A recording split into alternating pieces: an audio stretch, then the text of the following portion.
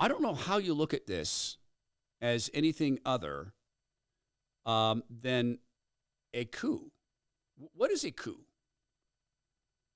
So a coup is when the people in power are moved out of power and people not in power take their place. It's not through an election. That's not a coup. It's when people say, we don't like the elected leader.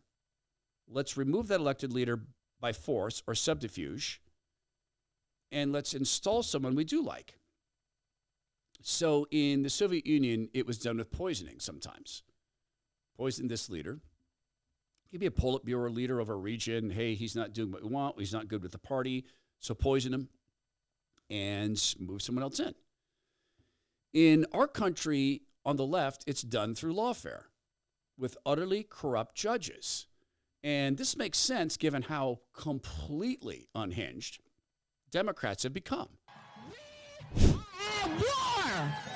We are here to fight back. We will see you in the courts, in Congress, in the streets. Elon Musk is a Nazi nutball baby. We are at war. But let's not pull any punches. You got another thought coming. We're going to stop you right now. Did she say another thug coming? She did? Oh, I thought she said another thug coming. Oh. Okay. When we come back here the next time, there should be hundreds of thousands and millions of people descending on Washington, D.C. We are going to fight in every way we can. Again, when the people fight, we win. When the people fight, we win. When Maxine Waters looks at her net worth, 70-some million bucks. We are going to fight this fight. We will Check the fight shoe where it back. inspires, man. It inspires. And to fight. We will fight. We will fight. We will fight. We will fight. Shut down the Senate. So we are here to enter the building. Let's go. This is in defense of USAID that made a habit of hiding what it does, what it did. You can't go out and build an instant movement for USAID when no one knows what it says, and it's on purpose. So you've heard about this judge. His name is Paul Engelmayer. So here's Paul Engelmayer's legal theory. He is put a pause on President Trump's Secretary of the Treasury, Scott Bessent, from being able to access Treasury Department data. All right, follow this.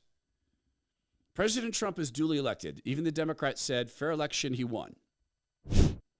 He nominates Scott Bessent to be the Secretary of the Treasury. He is confirmed through a proper legislative process, advice and consent. He's approved by the Senate. He is the Treasury Secretary. He reports directly to President Trump in the executive branch. President Trump is the undisputed boss of the executive branch. Bessent reports to him. Paul Engelmayer, who likes to pretend to be a judge, has said he, Bessent, cannot access government data. No political appointee can. So the people who work for Bessent have more power than he does. Because he could come along and say, what were the exact revenues for the month? We're not telling you. Did you stop that program that the president demanded we stop? I'm not telling you. And it's not insubordination because they could say, go look for yourself. I'm not allowed to look at the data. This isn't a constitutional crisis. This is President Trump choosing someone they don't like and giving Elon Musk abilities they don't like, which is to go through and find waste, fraud, and abuse in government and shut it down. President Trump's team has responded in a really good way. I'll read to you in a second here part of their response that they sent to the judge. The judge did this, by the way, in a very, very slimy way, the way he did this. Details absolutely matter, and the details of how he did this matter. The details in your body matter to you. They should, at least, because the details can become something that's all of a sudden big picture. For instance, if you're a skier, gosh, did we get some snow in Idaho? Man, we got some beautiful snow. I'm not a skier. I've only been once, but I know powder when I see it, and good powder. We got a ton of good powder.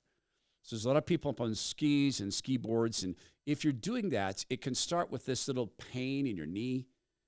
And all of a sudden, there's just this tiny little bit of clicking. Okay, and you know that clicking, or maybe it's a hot feeling, like it's a hot pain. So that can be leading up to something. It could be leading up to an ACL, MCL tear. It could be leading up to torn cartilage. Or if you're getting some really sharp pain when you step down in your knee, that could be a point where your cartilage is wearing out. And if you ever get bone on bone, God help you, that is so painful. I've seen that happen to people. So painful. You could, I guess, get in line with your insurance company, beg for them to do a knee replacement, something like that. Go get an MRI and beg that they do that. Or you could do the same thing, get an MRI and send it to renew.healthcare, RENUE.healthcare. And here's what will happen.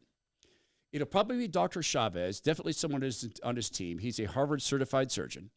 They're going to look at the MRI. They're going to consult with Steve, who is the managing director of Renew, and he's been through the treatments multiple times.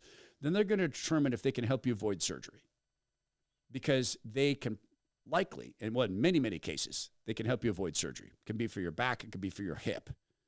They'll get in touch with you and say, here's how we'll do it. They will use world-class, ethically gathered stem cells that have nothing to do with abortion, only from umbilical cords and placentas, period. And in my case, I use a strain of the cells that have never been exposed to the mRNA injections, because they got these cells before the mRNA injections ever existed. The healing from this is extraordinary. I've had this done twice, and I didn't have it done once. On a shoulder I didn't have it done on, it's still not right. And that's 2.5 years ago. The one I got it done on was right in about 11 weeks. Go to renew.healthcare. It's RENUE.healthcare, RENUE.healthcare. Here's President Trump's team, or part of the response to the judge, who filed this decision ex parte on his own. So he got these allegations, apparently from social media, that people suggest that Scott Bessent is a figurehead. Wow, a figurehead running government? We can't have that. So from that word on social media and by these leftist lawyers, Bessent decided to put a pause on the executive branch doing what the executive branch does. So he's saying to the boss of the executive branch, your executive of the Treasury has no power. Here's what they wrote. At approximately 1 a.m. on Saturday, February 8, 2025, this court issued an ex parte temporary restraining order that purported to limit access to vast swaths of Treasury systems to only, quote, civil servants, while prohibiting, quote, all political appointees from doing the same. On its face, the order could be read to cover all political leadership of the Treasury, including even Secretary Bessent. This is a remarkable intrusion on the executive branch that is in direct conflict with Article 2 of the Constitution and the unitary structure it provides.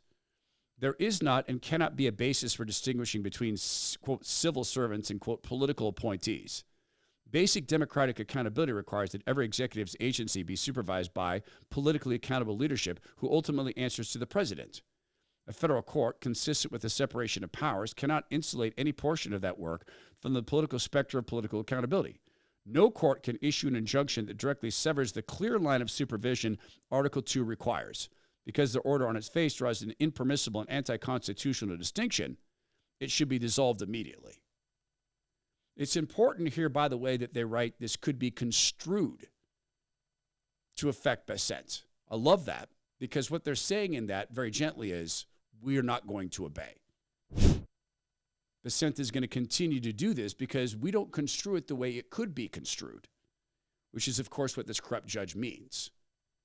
Now, you, of course, remember, and so does everybody else who has half a working brainstem, when figurehead Biden ignored the Supreme Court 3 separate times on pretending to forgive student loan debt, which he didn't actually forgive, of course. He simply put on other people's backs. He continued to do that and bragged about it. He bragged about the Supreme Court telling him to stop, and he didn't. And we have the very usual suspects coming out and saying this is a constitutional crisis because President Trump is not listening to the very, very powerful local judge. And he shouldn't.